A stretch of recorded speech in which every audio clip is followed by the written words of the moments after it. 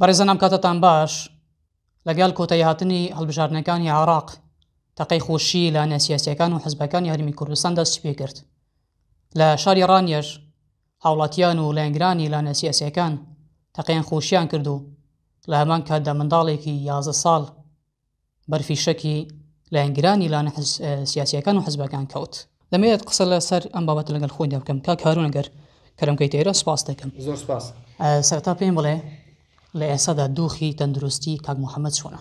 زۆر سپاس. سەرەتا بەخێراتتان دەکەم وەک گوێتان لێ بوو دوێنێ شەو دوای یەکلایکردنەوەی دەنگە بەرایەکانی تەقیەکی زۆرکرا لەو کاتەشەو ئامۆزایم کە تەمەنی 11 ساڵە ناوی محەممەد ئارامە سەرقاڵی یاریکردن بۆ لە پێش دەرگای خۆیان کە زۆر بەداخەوە گولەیەکی وێڵ دێتە خوارێ و بەسەر شاین دەکەوێت و لەسەر حوزی دەوەستێ ڕاستەخۆ بەهۆش دەبێت و دەکەوێت بە خێرایی کە دەگەینە سەری ڕەوانەی نەخۆشخانەی ڕانێمان کرد.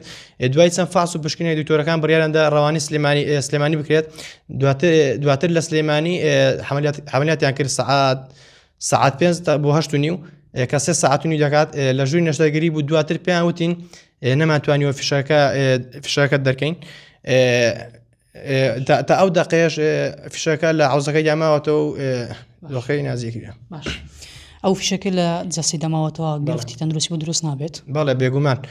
بەس دکتۆرەکان پێیان گوتووی ناگەر دەبێت تۆش کە تەندروستی تۆزە باشتر بێ ئەو جابووی دەرکەین حملیاتشکەی بۆ بکەینەوە. لە حملیات یەکەم دەرناتوە تەنها ئەو بەشانی ناوێت کە گرتوویەتی لە شانیەوە بۆ سەر حوزی بۆیان خەیان کردەوە. باشە لەسەر ئەم ڕووداوە تاکو ئێستا هیچ لانی ئەمنی لانی پەیوەندیدار ناتوە سەرخەت؟ نەخێر هەتا ئێستا کەس ناتوە سەرخەت. بۆچی نازانم ئەوەی تاقەکارەکان هەموو لەکن دەستگا ئەمنیەکان و لەکن بارەگاهەکان و لەو شوێنان نەبوون. ئەگەڵ کاتە قسان نەکرد بەس قسەی ناکەن. هەڵبژاردن و سەرکەوتنی حزب ئەوانە ئەوەندە دینی کە خەڵک تەقەی بکات و مەترسیش لەسەر ژیانی خەڵک دروست بێت؟ بەداخەوە تا ئێستا ڕۆژتە هەرباوە ئەو تاقەکردن و نازامسی بەڕاستی دیاردەیەکی ناشیرنە. هەر چەند کەس دەبێتە قوربانی هەر دوێنێ شێوازام 3 نەفەری کەش ئابریندار بوون. ئەو جا زیانی مادی هەبووە. بەڵێ ئێستا ئەو خەڵکە تەقەیەکە نازانم تۆ فشەکی بە ئاوادنی خۆ نامێنێتەوە هەر دێتەوە خوارێ جایان بە نەفەرێک دەکەیان بە خەسارێکی یەدا.